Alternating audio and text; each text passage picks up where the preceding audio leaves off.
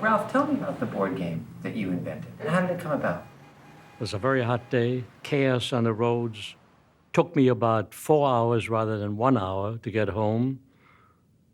And when I finally sat down at the dinner table, I was X-rated cussing out the oil monopolists.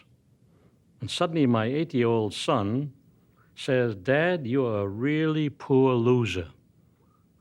I said, "Why, William? Why am I a poor loser?" He said, "Yesterday we played Monopoly. I won the game. Now you're such a poor loser, you're attacking my victory." I tried to explain to him, shouldn't take it personal, and I started looking for a game that would show the anti-monopoly side. Unfortunately, there was no such game.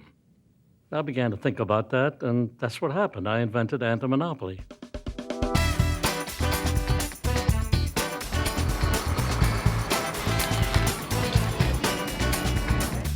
Anti-Monopoly becomes a hit in the Bay Area. It's sold at local stores. Patty Hearst reportedly plays a version of the game, and it becomes kind of this countercultural icon.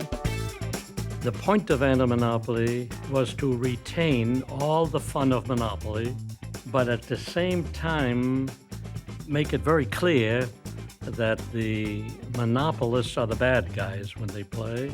Anti-monopoly has a message. Monopolies are not a nice thing in capitalism. It's the dark underside of capitalism. Anti-monopoly is there to basically turn the tables on the Parker Brothers game. Instead of trying to build a monopoly, you try to break them up. So there'll be steel monopolies to smash, oil monopolies to smash. So, it was about busting these giant corporations. Anti-Monopoly takes off, it starts selling all over the country, and it looks like it's going to be a huge hit. And then one day, Ralph receives a letter.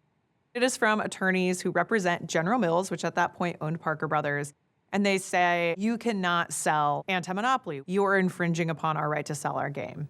The letter said, "Take the game off the market immediately, destroy all games you have, and also we want you to put an ad in newspapers saying that you're sorry that you attacked us," and so on and so forth. That's how it began.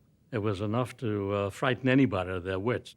But I get mad about things like that when some big company attacks a little guy for what I consider to be no valid reason.